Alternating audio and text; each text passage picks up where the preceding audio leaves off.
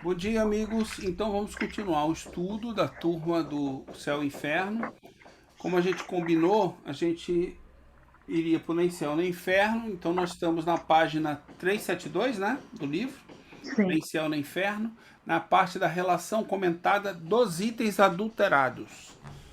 Ok? Então vamos lá. Eu vou ler um pouco aqui, né? Quem quiser interrompe aí para a gente comentar. Deixa eu só aumentar um pouco a letra aqui para facilitar. Diversos itens das leis da justiça divina tiveram palavras e frases suprimidas, acrescentadas ou trocadas, enquanto o texto original de Allan Kardec está representado por uma extraordinária estrutura lógica. O que está na edição adulterada é confuso e cheio de contradições.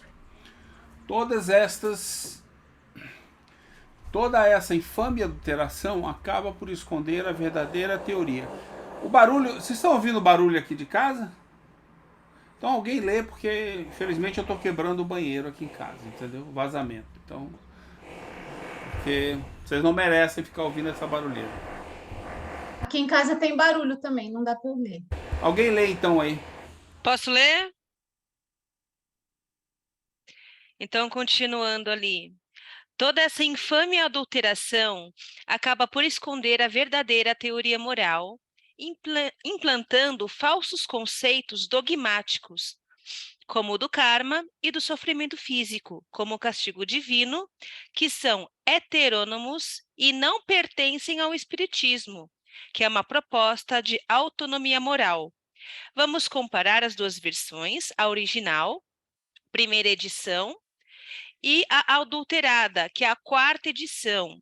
Em cada uma das modificações, seguidas de um comentário objetivando demonstrar o equívoco das adulterações, recomendamos, porém, que o leitor, antes de acompanhar estas comparações, estude o capítulo 8 original, que oferece no apêndice primeiro para se familiarizar com o texto verdadeiro. Os trechos originais de Kardec suprimidos estão apenas em negrito, e os textos que não foram escritos pelo autor, mas acrescentados pelo adulterador, estão sempre grifados. Aí ele vai ter lá o item segundo da primeira versão, da primeira edição original, foi suprimido integralmente na edição adulterada.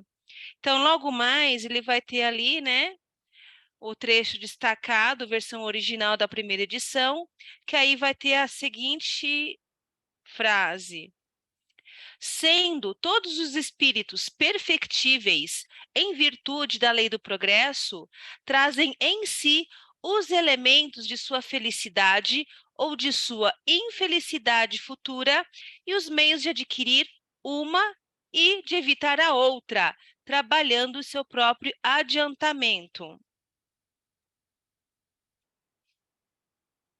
Quem quiser comentar? Eu acho que lê o comentário. Lê todo ele que a gente vê. Maravilha. Já tem um comentário aí. Beleza. Então, um comentário. Neste item, que foi retirado completamente na edição adulterada, a felicidade e a infelicidade, que nos dogmas estão representadas por atos e locais que proporcionam prazer e dor, são aqui definidas por Kardec como sentimentos íntimos do espírito, dependentes de suas escolhas e esforço, no sentido de sua evolução. É a mais ampla liberdade como definição da justiça divina. Acho que a gente não precisa comentar tudo, porque a gente já debateu isso lá, né? A gente já leu e Isso lá debateu. atrás, nas Mas outras você semanas. vê qual a intenção clara, né? A intenção clara é justamente pregar que existe o céu, existe o inferno, existe uma força externa que nos comanda, que nos julga, que nos aplica, ou seja, e não existe. Sanções. Ou seja, Exatamente. esse item vai direto no ponto. Depende de cada um de nós a nossa felicidade e a nossa infelicidade. Não depende de mais ninguém. É verdade, Lembrando sempre o arcamos com as seguinte, a consequências. gente na lei, a gente está falando aqui do aspecto psicológico, que é o mais Uhum. importante para o espírito, e não do É aspecto verdade. material, que é para Uhum. onde eles puxaram a gente, entendeu?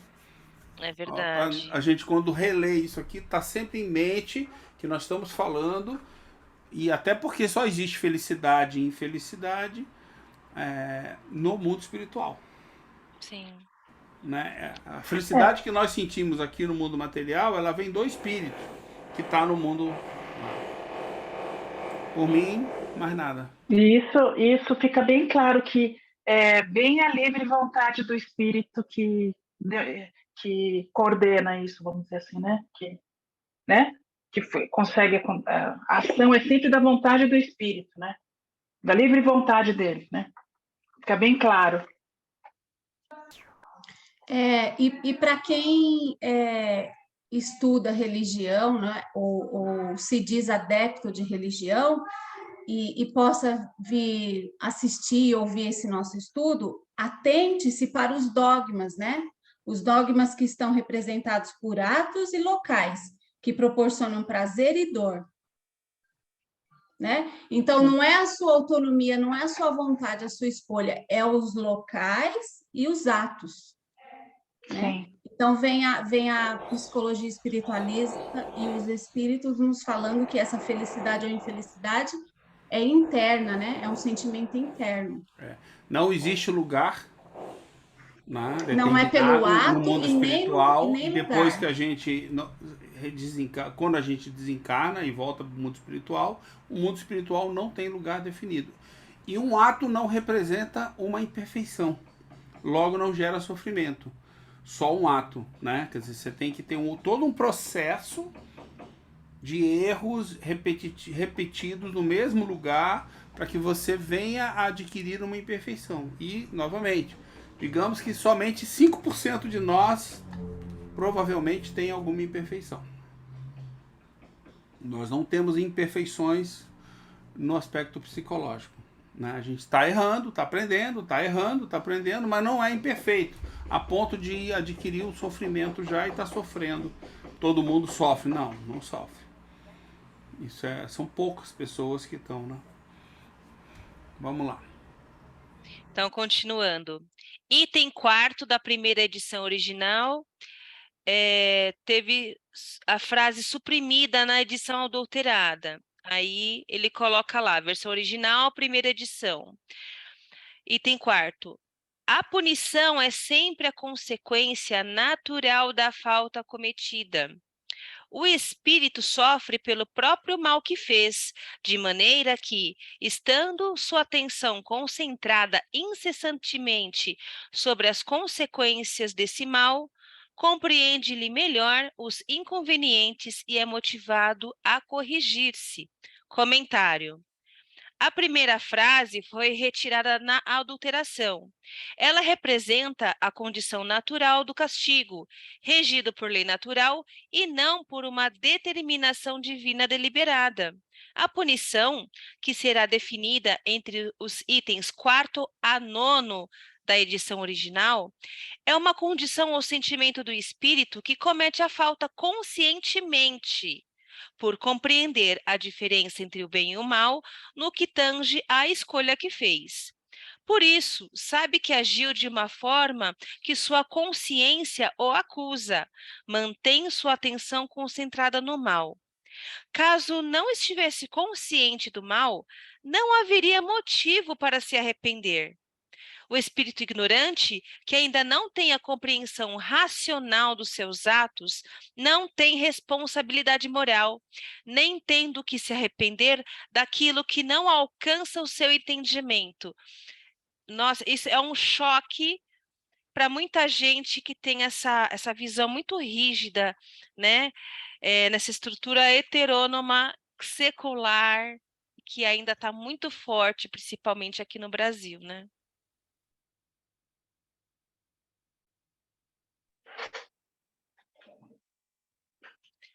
Então, vamos dar um andamento. Observação.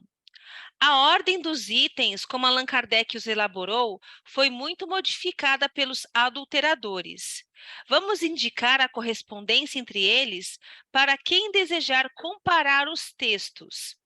Esse item 4º da edição original teve sua posição modificada na edição adulterada para o item 7º. E para quem está acompanhando a obra, seja na versão em PDF, né, ou a versão física, vai ter lá do lado, né, a versão original na esquerda e a versão adulterada na direita. E aí eu vou ler aqui. Aí ele fala assim: o item 5º da primeira edição original teve palavras trocadas na edição adulterada. Olha como isso é grave, né? Para quem ainda permanece na edição adulterada. Versão original, o item 5º. A punição varia segundo a natureza e a gravidade da falta. A mesma falta pode, assim, dar lugar a punições diferentes, segundo as circunstâncias atenuantes ou agravantes nas quais ela foi cometida. Agora, na versão adulterada da 4ª edição. 11º item. A expiação varia segundo a natureza e a gravidade das faltas. A mesma falta pode, assim, dar lugar a expiações diferentes, segundo as circunstâncias atenuantes ou agravantes nas quais ela foi cometida. Olha a diferença, né, que tem de um item para o outro, porque assim, quando eu tive contato com a doutrina espírita, com 16 anos de idade, perpassou essa versão adulterada, mas eu não tinha como saber porque eu não estava estudando essa obra ainda. Mas agora a gente tem essa condição de fazer as comparações, né? Porque assim, o que a gente tem percebido dentro do movimento é que as pessoas duvidam, né, quando a gente leva a versão original, eles ainda questionam bastante, mas assim, eles não se dão a oportunidade de pegar as duas obras, né, pegar essa aqui, pegar a versão adulterada e abrir exatamente como está indicando aqui, né, na obra Nem Céu nem Inferno, porque ele já está dando a letra, está aqui, gente, vamos estudar, vamos esclarecer as ideias, vamos tirar essas crenças, né, heterônomas da mente, e vamos caminhar, porque a gente ainda vive muito ainda arraigado nesse sentimento de punição. A palavra expiação é uma palavra que está ressignificada, está muito bem explicada na obra original. Então, vamos lá no... Então, Bruna, mas aí aqui ele explicou exatamente o que você falou agora. A expiação, a pessoa precisa saber o que são as palavras. Se a pessoa não estuda a palavra, porque ela vai falar assim, punição e expiação é uma coisa, isso aqui é besteira de ver a diferença. Mas não é, porque a punição é uma coisa... Deixa eu terminar, Rosângela. A punição é uma coisa e a expiação é outra. Então, claro que ele explica aqui o que é tudo, mas uma pessoa que não queira ir a fundo, ela vai falar a mesma coisa, você está sendo radical, você está lendo palavra por palavra, você tem que ver o fundo da coisa, não tem que ver palavra por palavra.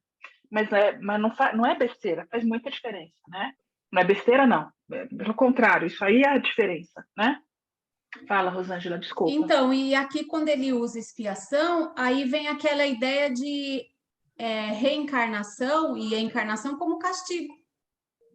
Exato. Se ele abre aqui a frase falando a expiação, né? E Kardec Sim. Não, ele colocou a punição. Que Por isso que é diferente. Moral. Por isso Agora que ele coloca uma a expiação, outra. daí justifica a encarnação e a reencarnação como castigo. Então tá todo mundo aqui sofrendo o castigo de outras vidas. E não a reencarnação e a encarnação não é para isso, não é para castigo. Não, e percebe que desde o item 4 ao 9 a gente vai ver isso, né? No item 4, vai percebendo os dogmas que foram embutidos, né? No item 4, eles tiraram a frase que diz que a punição é algo que você cometeu. Ou seja, é consequência natural da falta que você cometeu. Ele tira isso. Aí você vê que vai pro ato... Então ele tira a responsabilidade do indivíduo. E ele coloca, aí ele começa a passar a impressão de que algo de fora está punindo você. No 2, no seguinte, no 5º, ele vai e troca a punição para expiação, sabendo que a palavra expiação é um castigo externo. Alguém está, aí bate com o que ele falou no 1. Tem alguém de fora que está me dando um castigo. E aí a ressignificação da punição já não está lá, né? Porque ele sumiu com ela no quarto. Aí quando chega no quinto, e aí ele vai, ou seja, e aqui ele diz o quê? Que a punição, ela é variável. Ou seja, e não há ninguém que faz, que eu vi no 4, e ela é variável. Ou seja, se eu fiz uma falta maior ou menor, ela é gradual. É graduada para mim, por mim mesmo. Eu mesmo graduo essa punição. Não tem ninguém fora, então sou eu, e ela é gradual. Ou seja, não existe uma pena para todo mundo igual. Errou, ponto, condenado ao inferno. Vai para o mesmo lugar, porque lá não tem salinha diferente, vai todo mundo para o mesmo lugar, entendeu? Do mesmo jeito. No nosso caso era um umbral, né? Vai todo mundo para um umbral. Aí até surgiram os níveis, né? Se você se suicidou, imagina, você vai lá para o Vale dos Suicidas, aí você vai para o Vale dos Dragões, a teoria dos dragões, você vai pelo amor de Deus, entendeu? Começaram a criar, até isso foi criado. Os lugares foram criados com... Não, você é suicida, você vai pro Vale dos Suicidas. Nada a ver, entendeu? Não existe nenhum lugar, não existe isso. E essa punição não é aplicada pelo ambiente, não é aplicada no lugar, não é aplicada por uma pessoa. É você mesmo que escolhe estar lá. Nesse sentido, né? Sim. No comentário ele explica bem isso. Né? Depende das particularidades de cada espírito que a vivencia. Não existem normas sistemáticas. Não tem nenhum sistema para punição. Então para de, se preocupar com isso.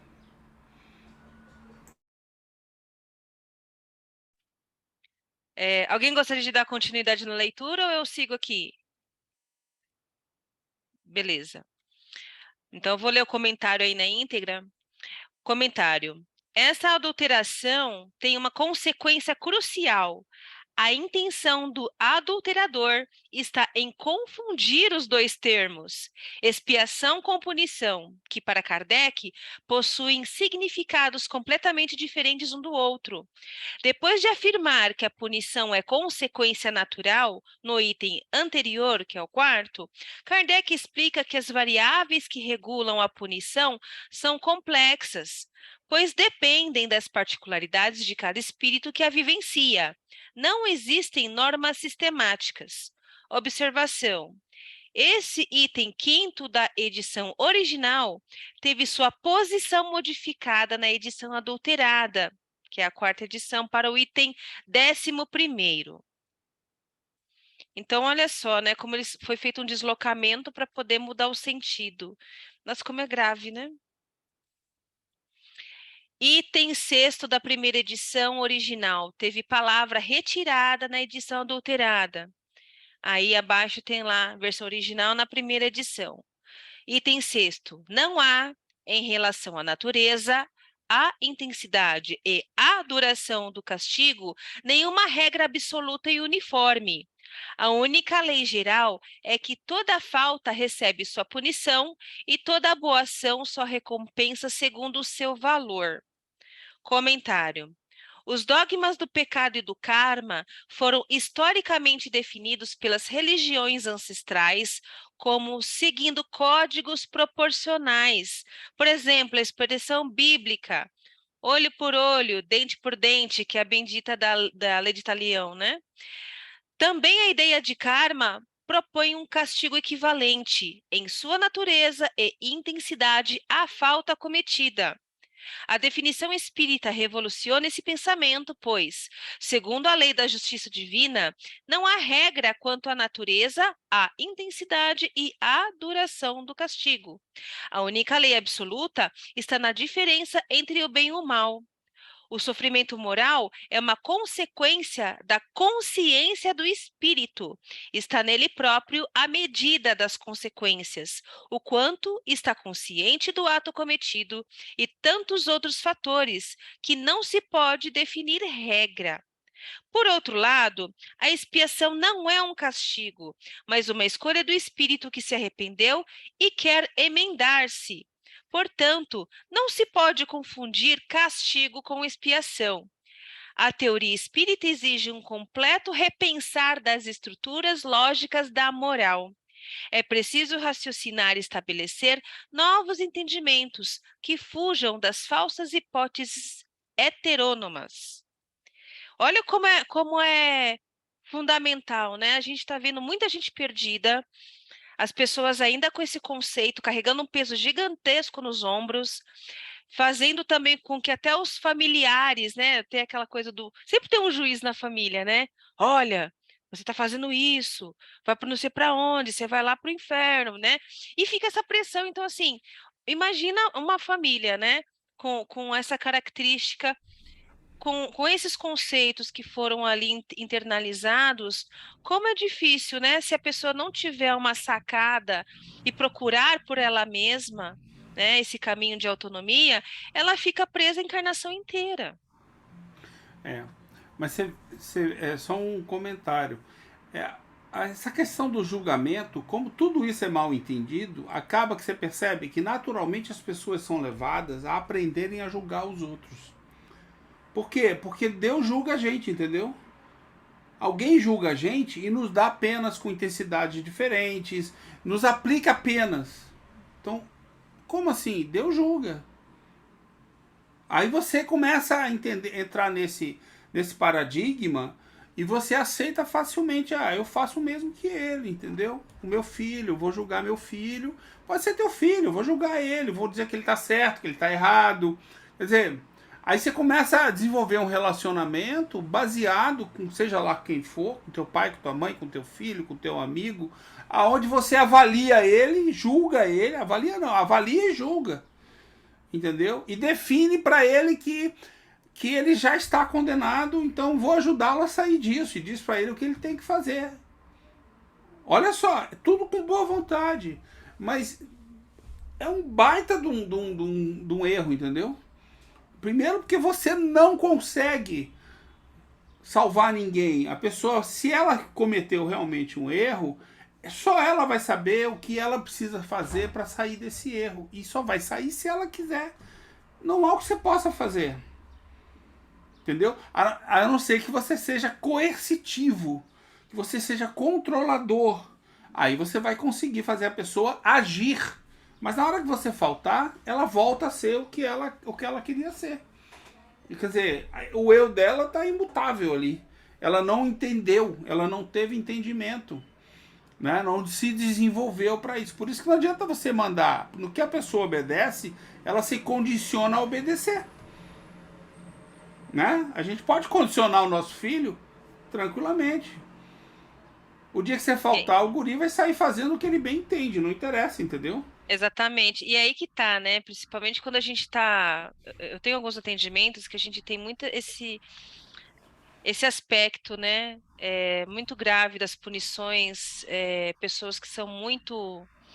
né, muito opressoras na família, e aí a pessoa, quando começa a crescer e começa a ficar rebelde, ela faz exatamente o contrário. Então aí vira um caos também, né? Porque a pessoa ela começa a questionar, mesmo ela não tendo todos os elementos que poderiam levar para a autonomia, mas ela entra na fase de rebeldia, porque ela não aceita mais aquela condição, porque ela percebe que aquilo está naquele núcleo, ou no núcleo religioso, ou no núcleo familiar. E acontece sempre alguma coisa que faz ela sair, olha, não é isso, dá uma olhada, né? Mas aí existe todo um processo de conscientização que o espírito vai elaborando, né? Então, acho que essa encarnação que nós temos aqui é a melhor oportunidade para se fazer isso. Toda encarnação é para isso. A gente vai aprender gradativamente, coisa a coisa, item a item, vai fazendo a evolução da gente. Mas o ponto é que Devagarzinho. como é que é a psicologia nossa, né? A gente acredita nesse tipo de coisa que as religiões trouxeram e que embutiram no espiritismo, né? Trouxeram das religiões para o espiritismo, e se você olhar, isso acaba sendo uma forma de controlar você, entendeu? Né? Quer dizer, é uma forma de controlar. E é o melhor caminho de saída? Não. A gente até precisa de alguns limites, mas são temporários. Na hora que a civilização compreender e começar a agir corretamente, você não precisa mais de cadeia. Você muda a forma de ensinar as pessoas na escola, por exemplo, na universidade, na escola, na vida. na sua casa, entendeu? Não é de você deixar a pessoa fazer e errar, mas é você dar um conselho para ela, tentar mostrar para ela como funciona a coisa e dar olha, o meu melhor entendimento disso é esse. Você faz. Quer dizer, isso a partir do momento que ele começa a ter compreensão, né? Da adolescência para frente. Para baixo é complicado, né? Criança com até 7 anos de idade, esquece. Você vai ter que ajudá-la a evoluir. Né? Quer dizer, porque ela precisa dessa ajuda. Mas depois de um certo tempo que ela começa a ter entendimento, você consegue fazer isso. Consegue deixar ela resolver as coisas dela. Entendeu? Quer dizer, e ela não vai poder dizer, e ela vai ter a chance dela de cometer os mesmos erros que a gente cometeu. E se ela já cometeu esse erro em outra vida, ela já está resolvida nessa vida, né? Até melhor que você. Né? Ela já vai estar resolvida. E você não está. Que aí é o inverso. Ela vai poder te ajudar, mesmo sendo mais nova que você, a fazer uma coisa melhor. Então, o mecanismo, entender esse mecanismo, eu acho que é muito bom, muito libertador, né? Até porque você tira... A gente não tem responsabilidade sobre o outro, entendeu? Nesse nível. Isso é um peso danado. Fala, Ari. Só para acrescentar, que agora no comecinho, no fim da sua fala, você usa o julgamento, que as pessoas julgam os outros, né? Não só julgam essa vida, o que a gente está fazendo agora, como julgam as vidas pretéritas nossas, né? As passadas nossas, né? Fala assim, você tá assim porque na vida passada você... Mas aí é o bendita causa e efeito, que é o dogma do erro, entendeu? Não, as pessoas julgam até a vida passada, que elas não sabem nem como é que tudo. Foi. Não, né? Nem a gente sabe, nem a gente outra sabe. pessoa. Não, elas julgam sacanagem. até a outra. Então, não, o problema do julgamento, o problema na vida, né? O julgamento é uma coisa muito séria, entendeu? Muito estranho. Porque tem os dois lados. De um lado, eu aceito ser julgado, porque eu julgo os outros.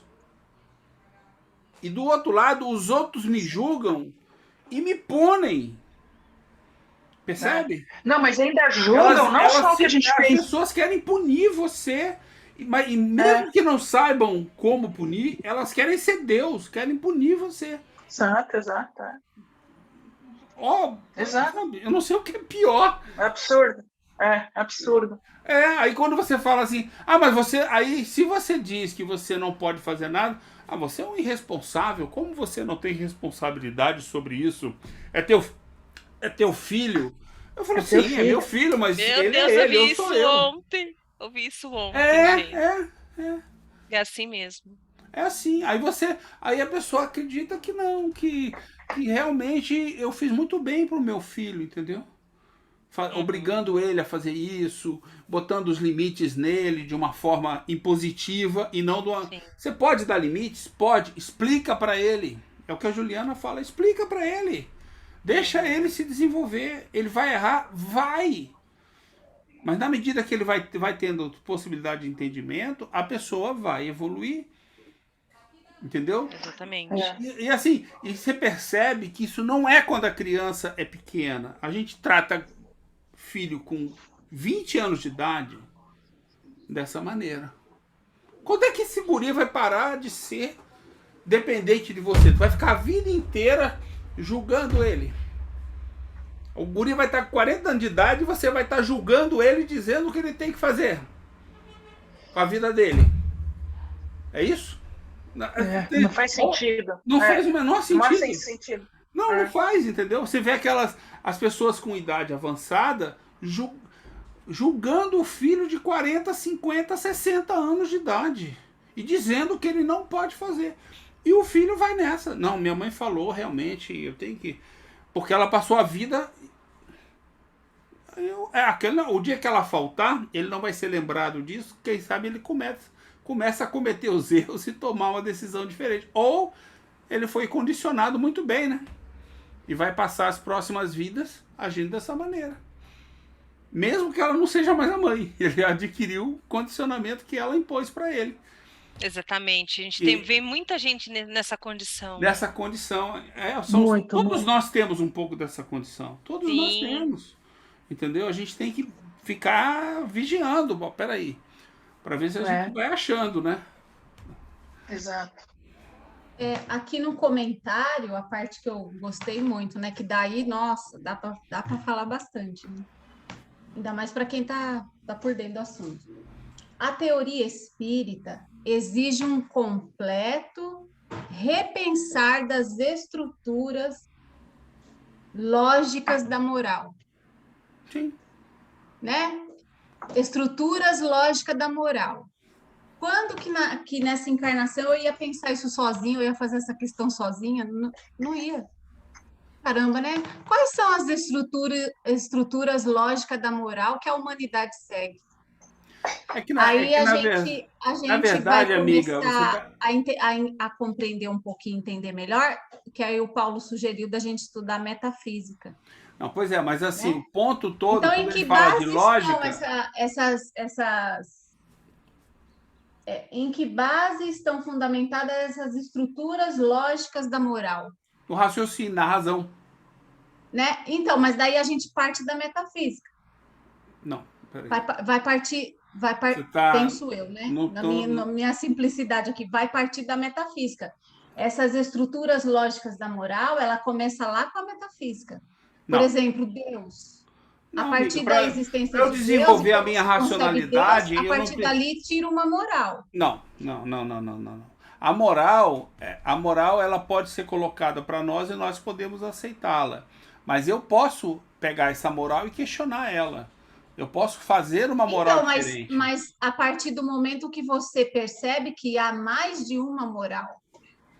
Sim, mas você percebe isso há mesmo que você não estude. Há várias morais. Pois né? Mas você acaba percebendo que existe a moral da igreja é uma. A moral do mocinho, do bandido, são morais diferentes. A gente pode... Mas, Satiro, quando eu estou falando de moral, eu não estou falando da moral da individualidade. Estou falando dessa estrutura, né, essas estruturas lógicas da moral. Mas as estruturas lógicas da moral são individuais. Que a humanidade foi desenvolvendo e percebendo. Não, você está querendo trazer... que começa lá com a metafísica. Não, cuidado, que você está querendo trazer uma explicação para assim, existem as estruturas lógicas na sociedade que colocam para a gente e enquadram a gente. Sim, existe. Mas se você se enquadra nela, é porque você quer se enquadrar. Então voltou o problema para o indivíduo. Porque tiveram indivíduos... Não, eu vou falar de mim. Peraí, deixa eu falar. Ignorava totalmente que existia mais. Pois é, mas é o que eu estou te falando. Quando você fez a descoberta, você se deixou... você se afastou e falou assim, peraí, então não é essa... Eu não sou obrigado a fazer isso. Não é obrigado. Qual a moral que eu sou conduzida? Qual a moral que eu me permito ser conduzida? Mas isso é individual, entendeu? Se você se deixar aceitar... Tudo bem, você tem o direito de fazer isso, mas você está se deixando levar. Vida leva eu. Mas antes, o que eu estou dizendo, Satira, é que antes eu era totalmente ignorante. Pois é, amiga, mas a gente é ignorante. Eu estava seguindo. A gente nasce... Hoje não mais. Pois e tem muitas pessoas que é ignorante em relação à moral que está seguindo. Ela nem pensa sobre isso, não questiona nada. Sim, mas isso não impede a pessoa. O que eu estou dizendo é o seguinte, essa estrutura lógica... que sim, se reflete na sociedade e pode ser refletida no indivíduo, ela não impede o indivíduo de se soltar das amarras e fazer o seu caminho. E todo indivíduo vai fazer isso de acordo com o seu desenvolvimento racional. Ponto final. Então, num ponto onde eu ainda não me desenvolvi, eu sou ignorante. No que eu começar a desenvolver uma racionalidade ali, eu começo a desenvolver uma razão naquele ponto. Em outro ponto, eu já me desenvolvi e já estou andando dentro da razão da lei divina, né? Ainda não fiz tudo, mas eu já estou andando, ainda estou errando. Mas eu já estou naquele caminho de evolução moral naquele aspecto. No outro, não. Isso não é uma coisa genérica, totalitária, entendeu? Desenvolve tudo de uma... Não. E não é proibido ao indivíduo... Nós temos a capacidade de fazer isso. Não fazemos porque não queremos. Aí, em um certo momento, você descobriu em algumas coisas que você, Rosângela, indivíduo, poderia seguir um caminho diferente.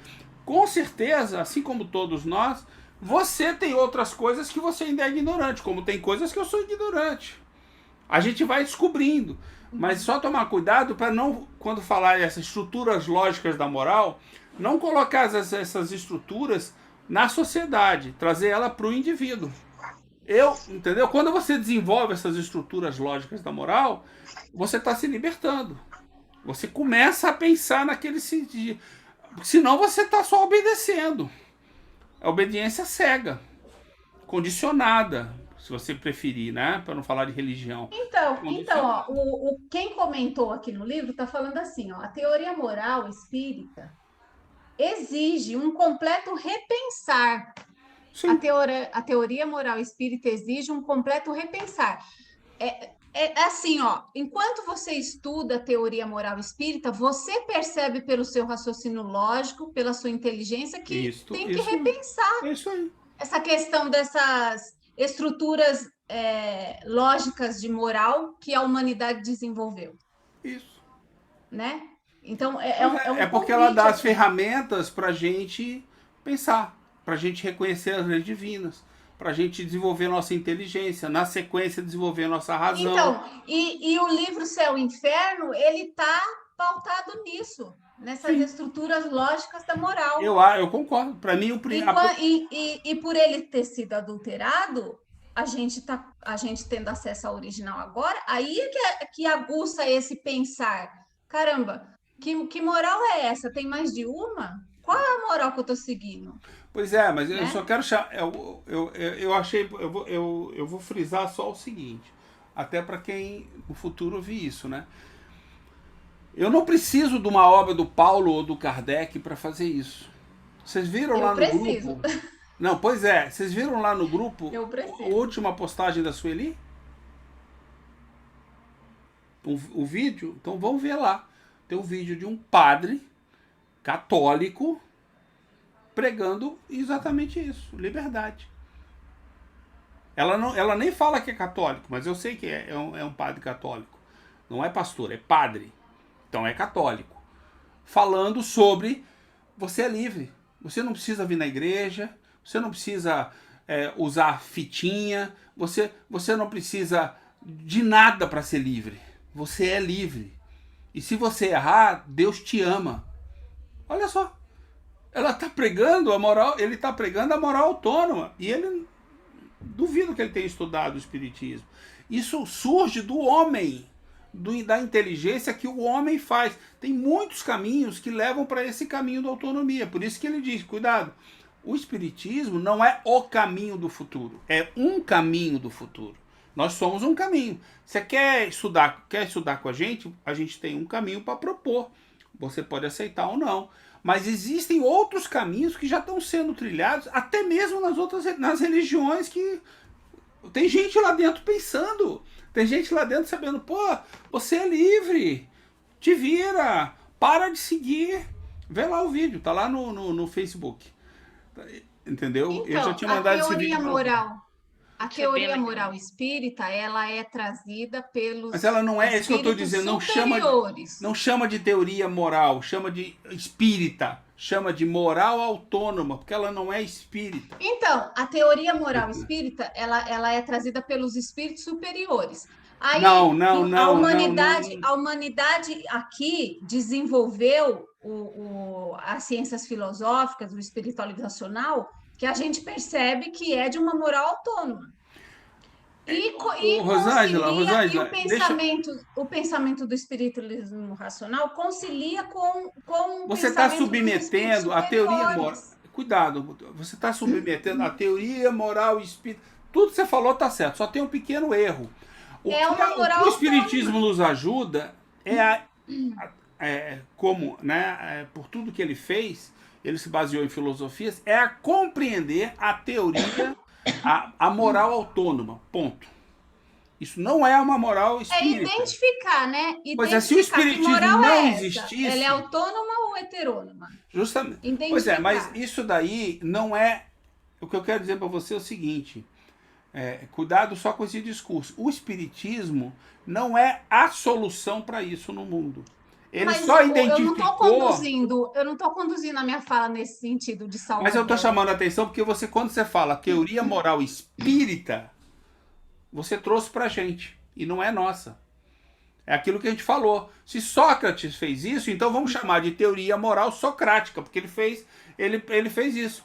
Entendeu? Assim como não é correto você falar da teoria moral de Jesus, porque não foi Jesus que fez ela. Isso é do ser humano.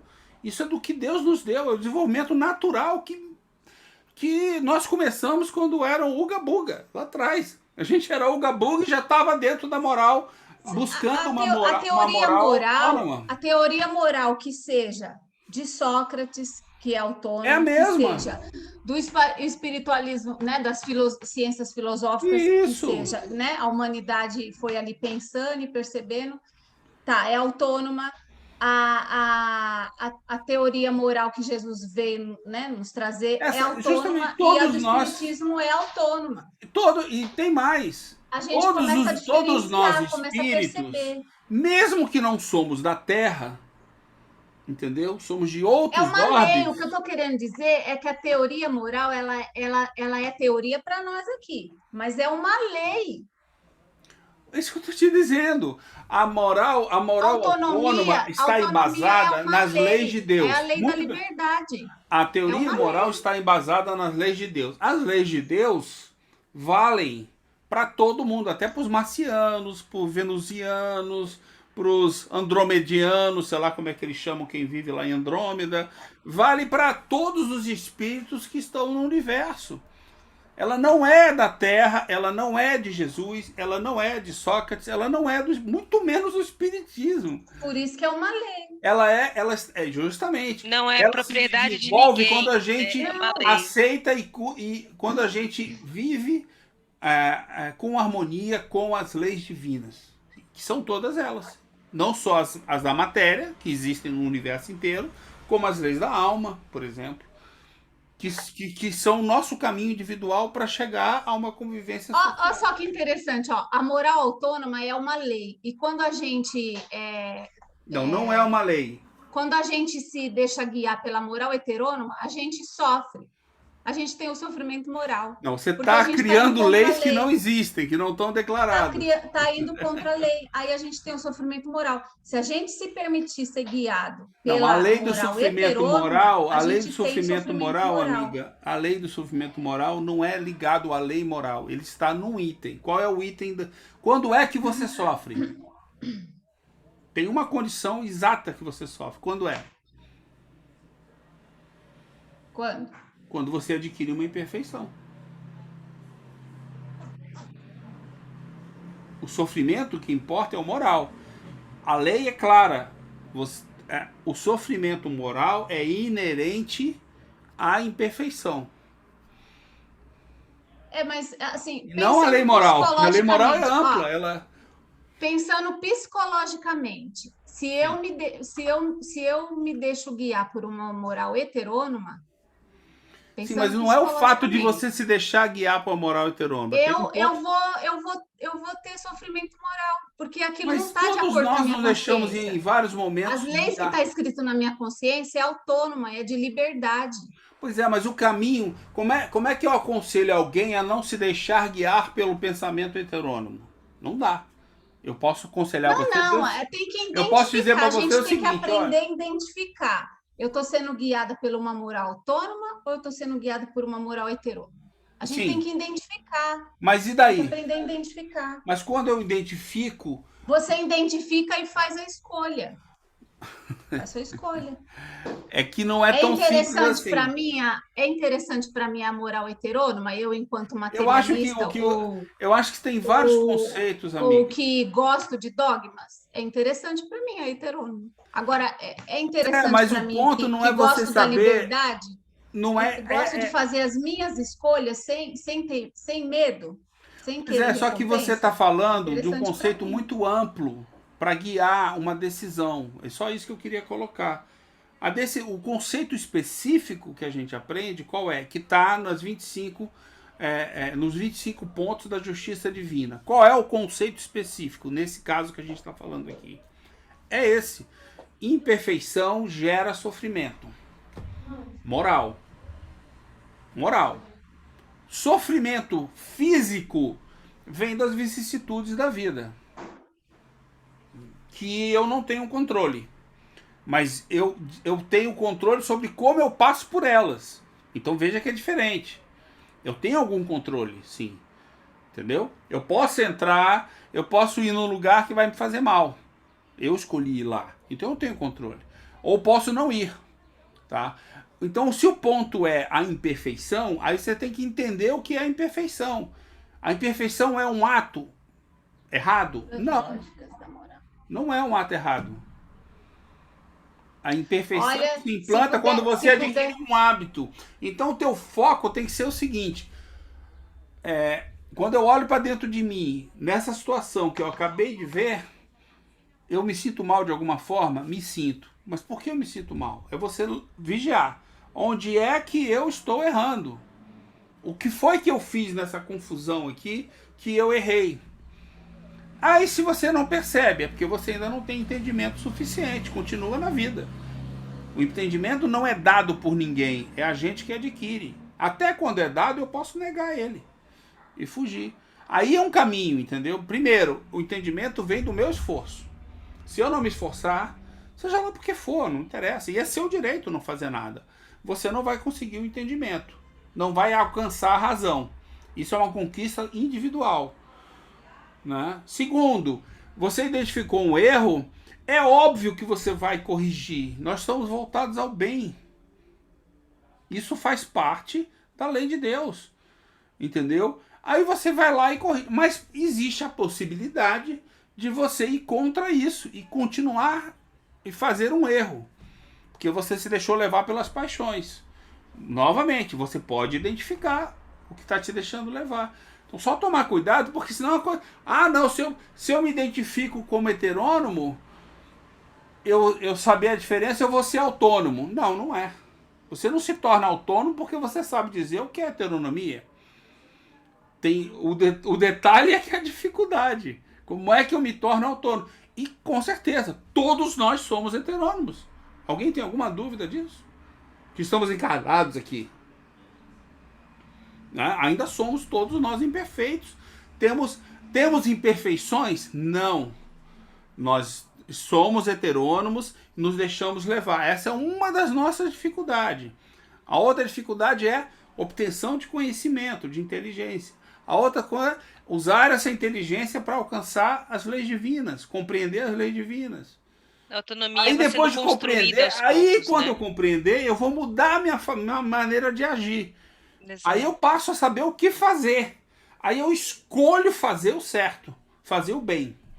Olha só, tudo isso é tudo individual. Não adianta dar uma aula sobre heteronomia e autonomia. Ajuda na compreensão, mas não é este ponto que resolve. É o mecanismo da psicologia que a gente fica repetindo aqui. Senão fica muito simplório você dizer, não, se eu souber a diferença entre heteronomia e autonomia, eu vou me corrigir. Ajuda, mas não resolve. Tem muita coisa pra gente aprender aí, que nós estamos aprendendo. Tem coisa que eu não aceito fazer. Eu não estou apegado às paixões. Eu tenho medo. Eu fico com raiva. Eu sei que eu estou errado, mas não adianta. Eu não consigo fazer. Todos nós somos assim. E tem coisas que eu já faço. Senão fica uma visão muito global, entendeu? É por camadas, né? Holística, muito alta. E aí a pessoa, acho que você me entende, né, Bruna? A pessoa não consegue descer e tratar um ponto. Uhum. Eu tenho que sair. É que nem casca de cebola. É esse. Mas você começa, né, a descer nos pontos. Exatamente. Qual é o mecanismo? É por lógica. É uma lógica. Isso. Aí, mas eu lógica, não é? Resolve o problema? Não. Porque se eu não quiser aplicar a lógica, o que é lógico, eu me deixo levar pelas paixões, pronto. Tô eu aí. Exatamente o que eu estava pensando. É essa lógica mesmo. Né? Que é o dia a dia do psicólogo, né? É o processo mental que a gente passa. E não uma definição só para tomar cuidado com isso, amiga. Né? Eu acho que você tem esse entendimento, que os seus atos têm que ser mudados, transformados em bons hábitos, na medida que a gente vai obtendo entendimento. E É, sim, que é a estudar o consciência. espiritismo ajuda muito a gente. Porque Sim, tem um ajuda mecanismo demais. mastigado aqui. Desculpe. A partir dos últimos anos que a gente está estudando o verdadeiro, o autêntico espiritismo. Porque o de antes era dogmático, ensinou coisa errada pra gente. Exato. Entendeu? Hoje ele ajuda muito mais profundamente a gente. Mas tem pessoas que usam outro caminho. Tem pessoas que estudam de forma diferente, coisas diferentes. Mas eles podem provar. Por que aquele padre não pode ser um estudioso de filosofia? Ele vai Sim. chegar nas mesmas conclusões que outros E chegaram. provavelmente estudou, viu, Satiro? Com Provavelmente. certeza. Ele tem uma visão. Você vê, o cara. É impressionante. O cara chega e tudo aquilo que define a igreja hoje, o cara fala que o cara não precisa fazer. Conheci um padre assim em Aí você olha assim e 2000, fala, pô, esse padre. 2000 e pouquinho. Era exatamente assim, da paróquia que eu frequentava, né? Porque antes de eu Não, e entrar pro aí espiritismo, não as ia. carolas ficam Era assim. alucinadas, né? As carolas que Fica. Meu Deus, é ficam uma polêmica alucinadas. depois. Não compreende. Eu ficaria alucinado. Falei, pô, porque ele não Como explica assim? o mecanismo, ele só aponta, ele diz assim: você não precisa ficar pedindo as coisas para Jesus. Jesus não vai fazer nada para você, você que faz para você. Pronto, o cara fala isso. A pessoa pira na É a batatinha. igreja.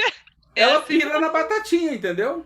Aí, porque ela sempre entendeu o dogma. Aí você vem e diz, o cara que ensinou o dogma para ela, vem e não diz que é o contrário ao dogma. E Exatamente. ainda joga um peso nas minhas costas, porque a responsabilidade é sua. Tem gente que eu acho que não topa porque é muita responsabilidade, né? Eu falei, Muito. é mais fácil fazer uma oração, colaborar na igreja e o padre me salvar. Me ajudar na salvação junto a Jesus, Deus lá, e interfere lá. É mais fácil, é óbvio que é mais fácil. Exatamente. Só que é uma pena que isso não acontece, né? Senão eu ainda era É, católico. Desculpa, eu Ariane. tive. Ariane, acho que quer Não, falar. tranquilo. Não, tá tranquilo, não tenho nada, não. Tá Nada. tranquilo. Eu só vou ler a última frase que está aqui, continuando, né? Ele coloca assim, ó. É preciso raciocinar e estabelecer novos entendimentos Isso.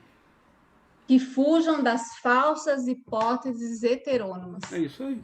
Que acho que é aquilo que o Paulo sugeriu para a gente, que são os falsos princípios. Então, a metafísica, para a gente ir identificando os falsos princípios e os princípios verdadeiros, vai ser muito legal a gente Sim, estudar. com Né? certeza. Vai nos ajudar. Tá? Só para vocês saberem, não teremos um estudo sobre metafísica e teologia. Teremos uma pesquisa. Tá? Quem quiser participar, pode entrar no grupo. Melhor ainda. Não será retransmitido. O Paulo vai trazer conceitos que ele vai testar com a gente. Entendeu? É o foco dele até o lançamento do livro. Então temos aí uns meses para estudar com ele, Ai, que pesquisar ótimo. com o Paulo. Vai Nós não ser um vamos laboratório? estudar com ele. Um laboratório? Como ele fez com a AMI. A proposta dele foi essa, ou seja, eu vou gravar, mas nós não vamos disponibilizar para mais ninguém, só para o nosso grupo. Eu vou ver uma maneira que o nosso grupo possa acessar para rever. Ah, vai ser legal esse laboratório. Entendeu? Ai, Mas que legal. acabou. Tomara que eu tenha Nós não achado. vamos retransmitir para nenhum centro, não vamos fazer nada disso. A gente faz. Aí depois, quando o livro dele for lançado, a gente abre um estudo. Só para saber isso daí, entendeu? Ai, que ótimo, legal. Então vai ser feito um convite para até 100 pessoas que participem, que queiram participar estudando para pesquisa. Então vai ser um grupo de pesquisa. E aí a coisa vai longe, viu? Se prepara, Eu porque ele gosto traz de umas pesquisa. coisas bem diferentes, baseado em muita gente diferente. Lá na AME ele fez isso. Que legal. Lá a gente não teve acesso aos vídeos gravados ainda. Não deram acesso aos vídeos gravados. Então não podemos rever. Tem muita coisa boa que saiu lá. Tá? Então não será um estudo. Isso foi definido agora, ontem. Ontem que a Ju trouxe pra gente, ele ligou pra Ju e passou o que ele queria fazer. A proposta dele. Aí nós aceitamos que tudo bem. Vamos fazer uma pesquisa. Vamos adiar o estudo para quando o livro sair, né? Uhum. Quando o livro sair, a gente abre uma turma do livro, automaticamente. Maravilha. Bom, dá Vamos para a lá? gente ir mais um pedacinho? Dá pra. Nós estamos 11h30, dá para ler. Tá. Então, continuando aí da frase da Rosângela,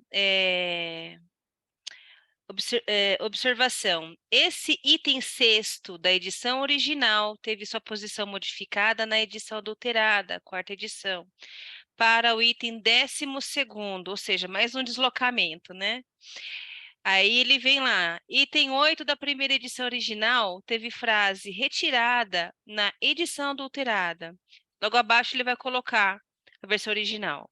Item 8º. A duração do castigo está subordinada ao aperfeiçoamento do espírito culpado.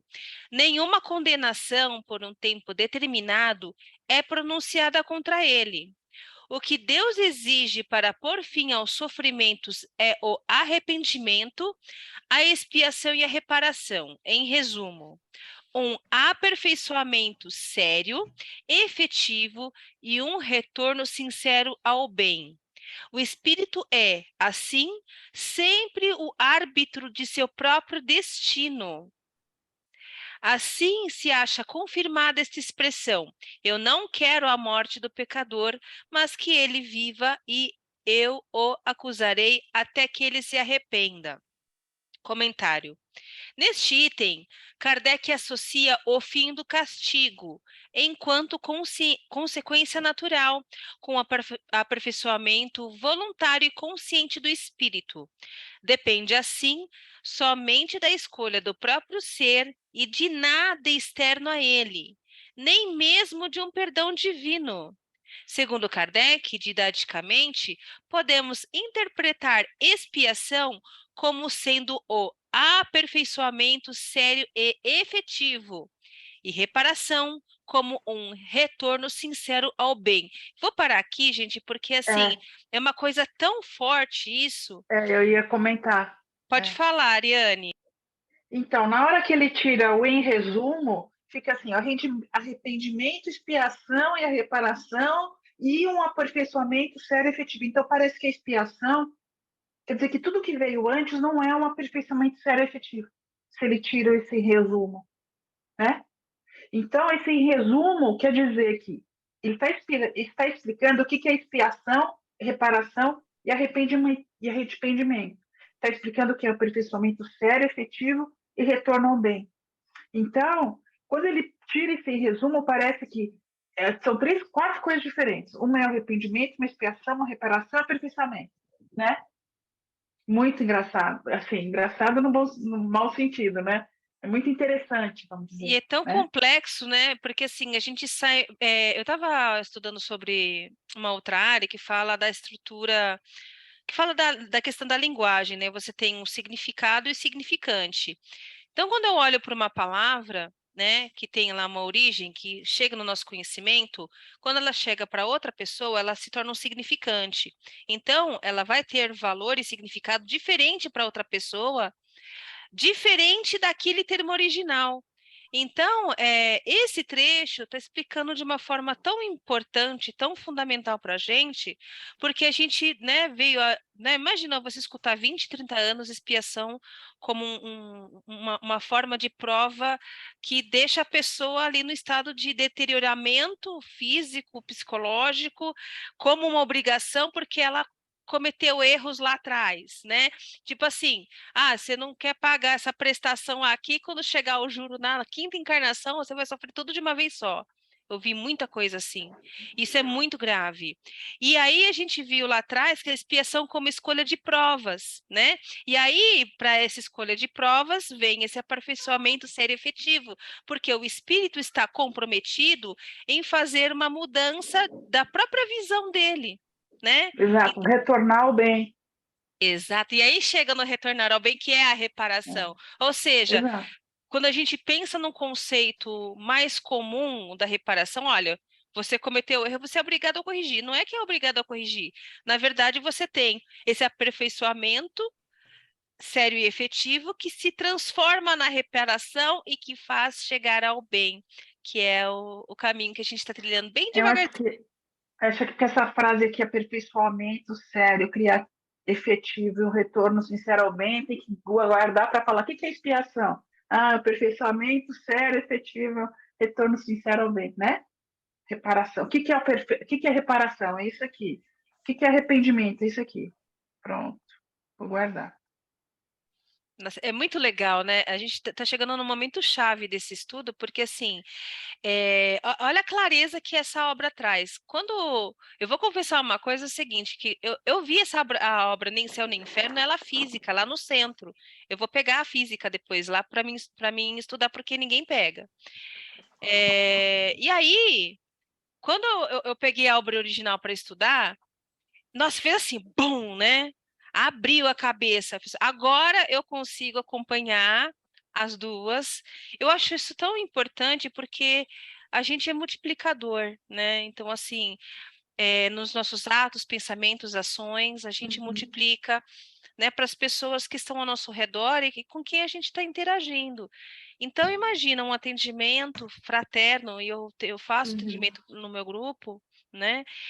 O quanto é sério, né? E aí você tem esse elemento, né, realmente muito bem explicado, muito claro, isso vai conduzir a pessoa para ela resolver a questão das culpas dela, mesmo que aos pouquinhos, ela vai ter uma esperança, né? Vai que vem aquela luz maravilhosa. Isso é fundamental. Então é por isso que a gente precisa, né, fazer esse estudo, né? Então, para quem acompanha offline depois, né, é importante estudar essas duas obras que a gente está tratando aqui. Bom, vamos continuar. No item 23, Kardec vai definir arrependimento como fato livre da vontade do homem, né? Lembra que eu estava falando sobre... a gente estava falando da reparação, né? Mas tem todo lá um mecanismo, né? Então, vem o arrependimento, né? E esse arrependimento é livre do próprio homem, não adianta ter pressão externa. É ele, na condição, no entendimento dele, que vai conseguir fazer com que ele se arrependa e busque um caminho. Aí, continuando. Ou seja, o espírito imperfeito primeiro conscientiza-se e escolhe superar sua condição de imperfeição. Faz então a escolha das provas como expiação, objetivando seu aperfeiçoamento, retornando assim ao bem pela reparação, conquistando progressivamente a felicidade ao desenvolver as faculdades de sua alma, que é aquilo que você estava comentando, né, Ariane? Sim. Por isso, o espírito é, assim, sempre o árbitro de seu próprio destino, completa Kardec. Por fim, essa definição explica melhor a passagem bíblica. Eu não quero a morte do pecador, mas que ele viva, e eu o acusarei até que ele se arrependa. Ou seja, o próprio ser está ali, né, naquela autorreflexão, né, nessa introspecção também, e aí ele vai, né, desenvolvendo esses pontos, pois com arrependimento, enquanto escolha livre, o castigo começa a se extinguir. Observação. Esse item 8 da edição original teve sua posição modificada na edição adulterada. Quarta edição, perdão, para o item 13º, ou seja, no original estava no item 8. Na versão adulterada foi para o 13º. Depois do texto antigo, que era o 12º. Você vê como foi pulando a coisa, né? Como foi modificando, né? Sim. Agora vamos seguindo mais um pouquinho. No item 9 da primeira edição, teve partes trocadas e retiradas na edição adulterada. Então, para quem for acompanhar, na próxima página já tem ali o comparativo dos trechos, né? Então, vamos na leitura. Item 9. Estando a duração do castigo subordinada ao arrependimento, resulta daí que o espírito culpado que não se arrependesse e não aperfeiçoasse jamais, sofreria sempre, e que para ele a pena seria eterna. A eternidade das penas deve, então, se estender no sentido relativo e não no sentido absoluto. Ou seja, que é aquele... Só um minutinho. Você falou assim, a eternidade das penas deve, então, se entender no sentido relativo e não no sentido absoluto. Você falou estender. É diferente. Perdão. Então, relendo aqui, imagina, Desculpa, fica mas é que tranquila. estender é diferente de entender, né? Isso é verdade, perdão. A eternidade das penas deve, então, se entender no sentido relativo e não no sentido absoluto. Obrigada pela correção aí, Ariane. Aí, Aí, adulterada. isso, agora a gente vai no... Você quer dar uma lidinha nesse item, que é o 14º? Aí eu Tá, essa é acompanho aqui. adulterada da quarta edição. 14º. Uhum. 14ª. Estando a duração do castigo subordinada ao melhoramento, resulta daí que o espírito culpado que não se aperfeiçoasse jamais sofreria sempre, e que, para ele, a pena seria eterna. Comentário. O adulterador pretende deformar a teoria espírita segundo os dogmas do velho mundo. Portanto, na heteronomia, acredita-se que o fim do castigo estaria subordinado à sanção de um Deus vingativo, para o qual o indivíduo deveria, temendo, suplicar submisso o seu pedido. Já no texto original de Kardec, o castigo é o sofrimento moral, resposta concomitante da lei natural à condição de imperfeição. Portanto, a duração do castigo está condicionada à vontade daquele que sofre pelo arrependimento. É autonomia moral. Deus não castiga nem precisa perdoar. Ele, Deus, espera o inevitável arrependimento, pois todos os espíritos, sem exceção, serão felizes por seu esforço e escolha. Essa é a mais perfeita definição da justiça divina. Por fim, Kardec completa que a eternidade das penas, em sendo uma ilusão do espírito imperfeito, que, atordoado pelo sofrimento, pensa que este jamais vai cessar. Ela é relativa, pois deixa de existir pelo entendimento do espírito. Para as religiões dogmáticas, as penas são aceitas no sentido absoluto, como se fosse uma imposição deliberada de um Deus vingativo. Observação. Esse item 9 da edição original teve sua posição modificada na edição adulterada, para o item 14º. Ok, gente? É o que a gente já conversou antes, né? Item 13. Na primeira edição original, teve partes... Não, o item 13 da primeira edição original teve partes trocadas e retiradas na edição adulterada. Versão original. Primeira edição do Céu e Inferno. Seria um erro crer que, em virtude da lei do progresso, a certeza de chegar cedo ou tarde à perfeição e a felicidade pode ser, para o espírito mau, o encorajamento a preservar no mal, para se arrepender mais tarde. Primeiro, porque o espírito inferior não vê o fim de sua situação. Em segundo lugar, porque, sendo o espírito o artífice de sua própria infelicidade, termina por compreender que ele depende... Aí eu vou começar de novo. Espera só um minutinho. Em segundo lugar, porque, sendo o espírito o artífice de sua própria infelicidade, termina por compreender que dele depende fazê-la cessar e que, quanto mais tempo persistir no mal, por mais tempo ele será infeliz. Que seu sofrimento durará para sempre, se ele próprio não lhe puser fim. Será então, de sua parte, um cálculo errado pelo qual ele seria o primeiro enganado. Se, ao contrário, segundo o dogma das penas irremissíveis, toda esperança lhe está para sempre interditada. Ele persevera no mal porque não tem nenhum interesse em envolver ao bem que proveito algum lhe traz. A razão diz de que lado está a verdadeira justiça providencial e onde melhor se mostra o amor de Deus por suas criaturas.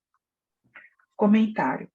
Aqui, a ordem do texto original é fundamental para seu estudo, pois do item 11 ao 13, Allan Kardec vai tratar dos espíritos maus ou imperfeitos, que são apenas uma parte dos espíritos do nosso planeta. Como o adulterador deseja impor o falso dogma religioso, segundo o qual todos os espíritos do nosso planeta seriam pecadores, sendo castigados, ele retira a referência ao espírito mau, para levar o leitor ao erro, generalizando assim o item para todos os espíritos. Também a ordem foi mudada na versão adulterada, reforçando essa intenção de causar confusão. Observação. Esse item 13 da edição original teve sua posição modificada na edição adulterada, para o primeiro parágrafo da observação do item 20. Algum comentário? Então vamos seguir. Item 14 da primeira edição original teve frase retirada na edição adulterada, versão original. Diante dessa lei, cai igualmente a objeção tirada da presciência divina. Deus, criando uma alma, sabe efetivamente se, em virtude de seu livre-arbítrio, ela tomará o bem ou o mau caminho. Sabe que ela será punida se agir mal, mas sabe também que esse castigo temporário é um meio de lhe fazer compreender seu erro e de fazê-la entrar no bom caminho. Acho que chegará cedo ou tarde ao bom caminho. Segundo a doutrina das penas eternas, Deus sabe que a alma falhará e está de antemão condenando a tortura sem fim. A razão diz também de qual lado está a verdadeira justiça de Deus. Só fazer um comentário aqui, é bem assim, mais ou menos, você vai fazer uma prova escrita, uma prova de um concurso, uma prova na sua escola. Aí você entra já sabendo que vai tirar nota 0. Não existe isso, né? Você tem que fazer a prova primeiro, depois aí vem a nota, né? Então, se Deus falasse assim para ele, você vai falhar, então você já está indo para a vida falando que você vai errar. Então, não faz sentido isso, né? Faz sentido? Não é lógico. Então, lógico a gente passar e ver se a gente sabe, a gente fazer a prova e se a gente sabe o conceito ou não, ou se a gente vai conseguir superar aquilo, né? Faz muito mais sentido. E também aquela ideia dogmática da queda, né? Que todos que estão aqui, né? Que encarnaram, seriam espíritos maus ou imperfeitos. Aí no comentário está aqui, né? Allan Kardec vai tratar dos espíritos maus ou imperfeitos. Quer ler, Rosângela? Então lê o comentário, Rosângela. Por favor. Que são apenas uma parte dos espíritos em nosso planeta. Né? Então eu vou ler o comentário. Allan Kardec ressignifica as expressões do cristianismo com base na lei do progresso do espírito, desde simples e ignorante até se tornar bom. A tradição das religiões afirmava que Deus já sabia previamente quais seriam as almas escolhidas para a salvação e aquelas que seriam condenadas para as penas eternas. Demonstrando que o destino de todos os espíritos será a felicidade como conquista de seus esforços, o Espiritismo altera a compreensão da presciência divina. O uso da razão é fundamental para compreender a doutrina espírita, que difere dos sistemas dogmáticos que exigem a fé cega e a obediência passiva. Observação.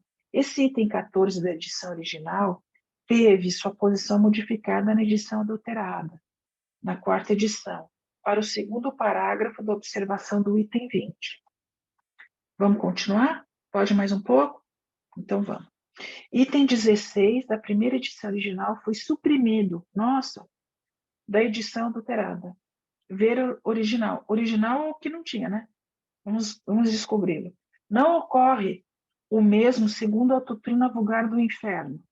O inferno é o mesmo para todos. Nele, o culpado de uma única falta sujeita-se ao mesmo suplício eterno de quem cometeu milhares. Se não fosse assim, o inferno seria mais um inferno, pois haveria almas menos infelizes do que outras. Comentário. Esse ensinamento que foi retirado pelo adulterador é de grande importância para se compreender a diferença entre a moral espírita e o pensamento das religiões ancestrais dogmáticas. Segundo a teoria heterônoma do castigo divino pelos sofrimentos físicos, tanto no mundo quanto no inferno, todos estariam sofrendo igualmente, independente da intensidade das faltas cometidas. Para a doutrina espírita, sendo um castigo um sofrimento moral, ele é relativo, depende da responsabilidade, do grau do entendimento do espírito, portanto, ele não é uniforme, não tem regra fixa. Item 21.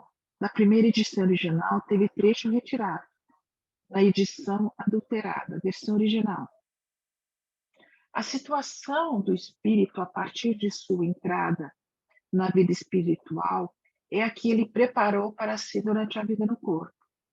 Mais tarde, outra encarnação lhe é dada, por vezes imposta, para expiação e reparação por meio de novas provas, mas ele as aproveita em maior ou menor proporção em virtude de seu livre-arbítrio. Aqui esse por vezes imposta é primordial, né? Que é o que não tinha antes. O meu comentário isso. Por quê? Porque ela é dada, porque senão parece que ela só é dada para expiação. Não. Algumas vezes ela é dada e outras vezes imposta para expiação. Então não é, né? É porque é uma lei, né? Diferença. É porque isso é uma lei. Como toda lei, a lei se impõe. A lei vale imposta a espíritos endurecidos ou ignorantes, né? Não, imposta a todo mundo.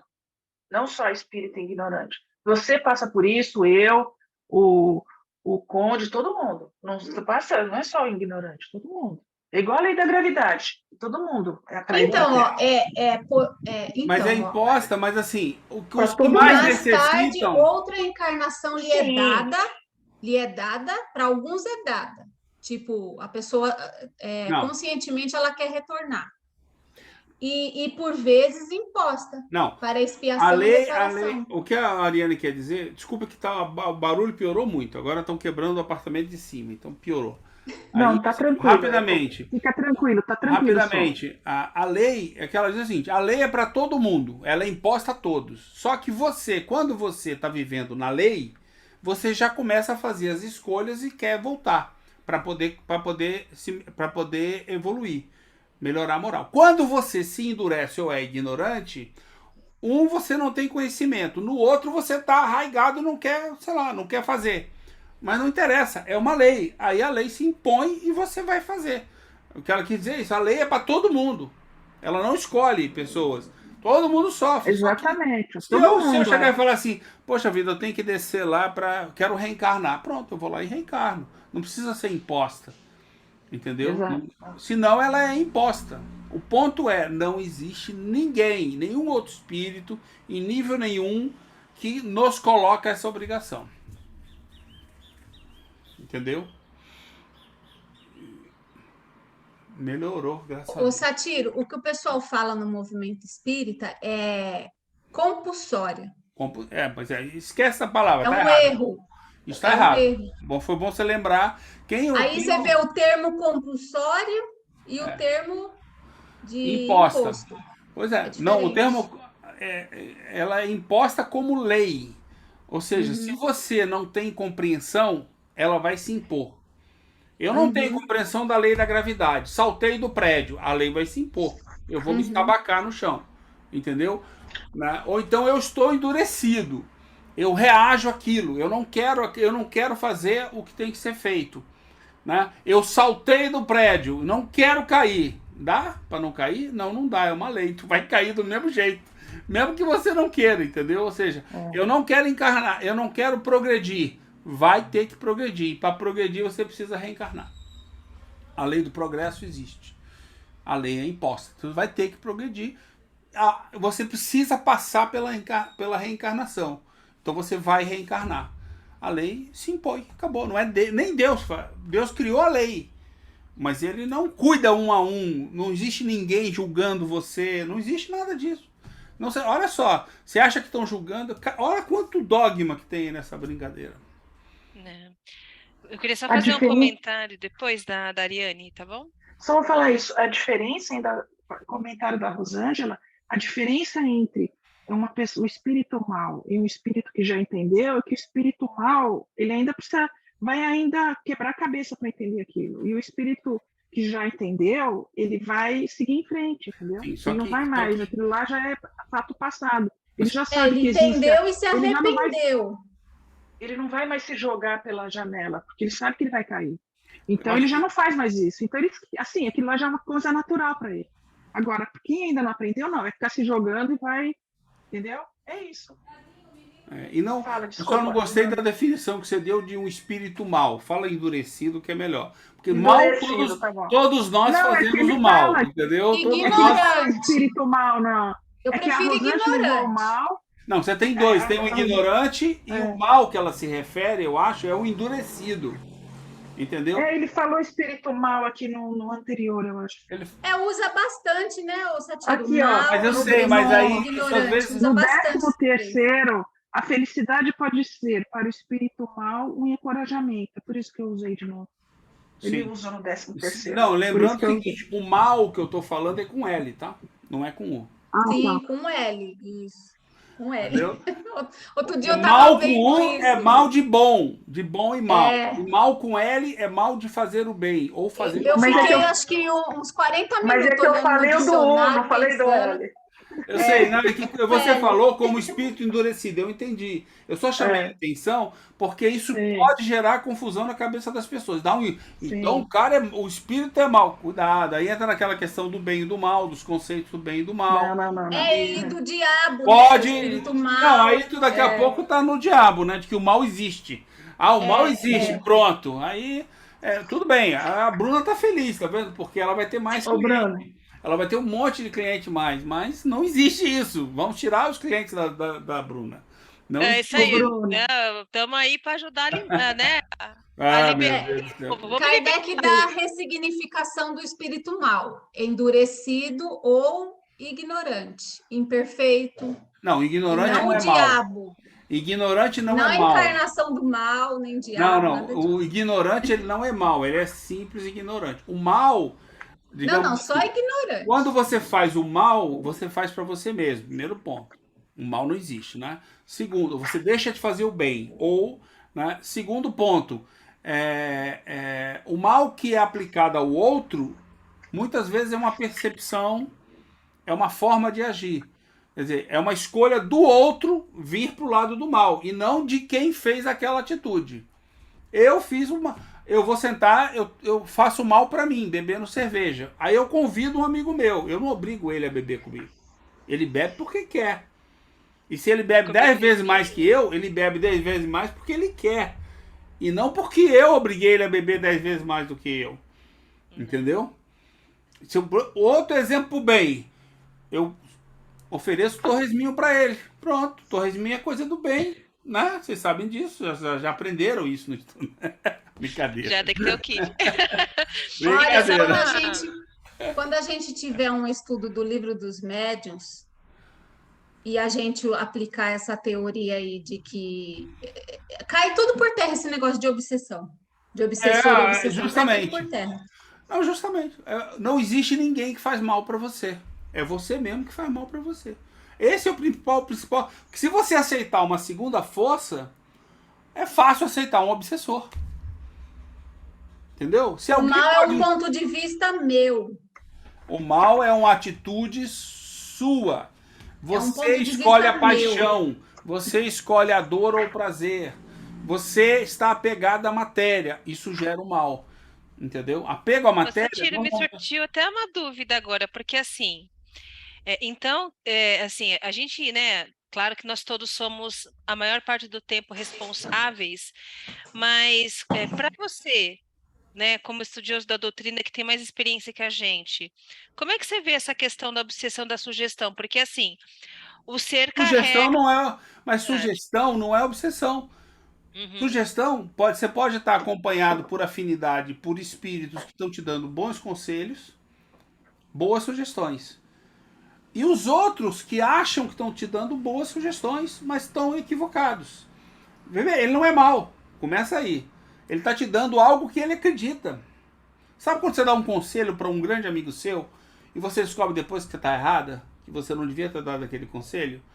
Você fez aquilo por maldade? Não, por ignorância, por equívoco. Ah, mas existem pessoas que agem assim. Existe, mas aquela história, se quando meus amigos me chamam para tomar uma cervejada, eu não vou uma cervejada. Entendeu? Eu não, tô falando sério, eu não vou, eu não bebo há muito tempo e eu não gosto desse ambiente. Porque nada contra, eles podem beber, jogar futebol, fazer o que eles quiserem. Eu não vou, porque não é um ambiente que me agrada. Então eu não corro o risco de fazer uma escolha de apego à matéria. Essa escolha de apego eu não faço na minha vida. Aí se eu tivesse escolhido ir, tudo bem, é uma cervejinha só, vou voltar a beber, eles bebem muito, mas eu vou beber menos. Entende o risco que eu me coloco? Pelo prazer de beber. Porque eu gosto da alegria do meu grupo. Eu fico bem, eu me sinto bem. Eu esqueço da vida. Porque eu estou me sentindo bem naquele ambiente com aquelas pessoas. Foram eles que te obrigaram a fazer tudo isso? Bom, esse é o meu capítulo predileto, bem e mal.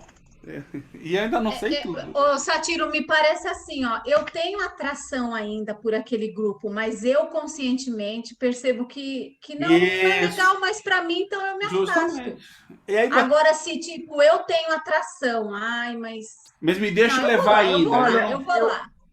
Ô, Bruna, Eu estou se fazendo mal você para mim, ler, entendeu? Eu posso estar tomando atitudes que façam mal. se você ler aqueles pequenos tratados da moral, o primeiro, segundo capítulo já dá, assim, a gente já entende tudo que é bem mal, Eu Não. li entende até o tudo, não. quarto. Dá um bem, Não, pois é, também dá. mas o bem e o mal, ele é fácil de você compreender, na minha opinião. O É, difícil é você aplicar ele nas situações sim, diferentes, porque ele está presente em tudo. Porque é, quando você faz um ato, ele pode ser um ato bom ou mal para você. Mal com L, né? Aqui. Ou mal, entendeu? E eu não faço o mal pro outro. Posso fazer, no sentido de que eu atropelo o cara, entendeu? Eu por opção, atropelo a pessoa. Eu tô fazendo o mal com o. Mas não confundir com o mal com L. Que é o contrário de. Que seria não fazer o bem. E eu prefiro, ao invés de falar mal, não fale mal. Fale não fazer o bem, não escolher o bem. Qualquer outra coisa que você escolha que não seja o bem, aí você tem que ter a definição. O que é fazer o bem? É desenvolver a razão. então, O que é desenvolver a razão? Conhecer as leis de Deus. Aí você aham. chegou. Mas eu não conheço todas. Pois é por isso que a gente não faz o bem por completo em tudo. Em algumas coisas pode ser que a gente tenha chego lá. E muitas a gente está caminhando. Sim. Entendeu? E tá errando? Tá errando. Mas errar não é fazer o mal. Nem o mal com U, nem o mal com L. Errar é ainda não Uhum. saber como fazer o bem. Você vê que a gente é mais suave com a gente? É, muda tudo, E né? para mim, eu vou trazer uma outra coisa para embananar vocês. Vocês merecem, porque eu já me embananei muito com isso. Aí entra o perdão, entendeu? Que não é perdoar ao outro, é perdoar a você mesmo. É Poxa, eu fiz verdade. tantos anos, eu fiz essa escolha errada e não se puna por ela. Acabou porque começou de novo. Vamos encerrar? Vamos. Bruna, você ia comentar Oi. alguma coisa, Bruna? Você ia comentar Ah, alguma sim, coisa. verdade. Só a questão Comenta lá só o que você ia do. comentar. Só um Tá. minutinho. Voltando aqui ali no 21º ali, que fala sobre a questão da encarnação imposta, entra uma preocupação, principalmente de quem é do movimento espírita, é como se fosse assim, o cara sendo empurrado para a fila, mas não é assim. O espírito tem um tempo ali de esclarecimento, de adaptação, de compreensão da encarnação dele, né? De ele se ver mais consciente da forma que ele consegue, né?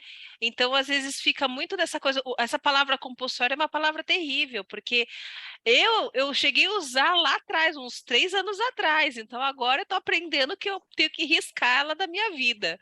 Não uso mais. Acho que é isso, né, gente? E me ocorreu assim, ó, tá? Encarnação compulsória, reencarnação compulsória caberia aos animais, mas não ao ser humano, mas não à alma humana, mas aos animais sim. Exatamente. Ah, que bom. Vamos encerrar. Tchau, Boa Satiro. tarde, Tchau, gente. Bom Dani. sábado, Tchau, bom fim de Bruno. semana. Muito obrigada. Tchau, Foi ótimo. Conde. para vocês também. pessoal. Tchau, Foi muito Conde. Bom fim de bom. semana. Até terça. Tchau. Até semana que vem. Tchau, pessoal.